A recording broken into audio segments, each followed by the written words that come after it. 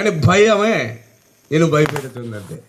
ఎప్పుడు భయపడక, మెలకువలోనైనా నిద్రలోనైనా భయం అనేది మన దగ్గర రాకూడదు. అంత గొప్ప దేవుణ్ణి నమ్ముకొని భయపడితే సిగ్గుసేటు, అవమానం, దేవునికి అవమానం. నా బిడ్డని చెడబుట్టాను, అసలు ఎట భయపడతావు అని అనుకోండి. ఇప్పుడు అపాయం రాదు, కానీ అపాయాలు ఎలాగొస్తాయో ఎవరు చెప్పలేరు, ఎవరికి తెలియదు, ఊహించలేం. ప్రమాదం అనేది ఎలాగైనా రావచ్చు. నువ్వు ఎంత జాగ్రత్తగా ఉన్నా, నీకు ఎంత జ్ఞానం ఉన్నా, ఎన్ని తెలివితేటలున్నా, ప్రమాదము నువ్వు తప్పించుకోవడం నీ వల్ల కాదు.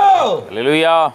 కానీ వాక్యం చెబుతుంది, యెహోవా జీవము తోడు, అపాయమేమి రాక, క్షేమమే కలుగును గాక.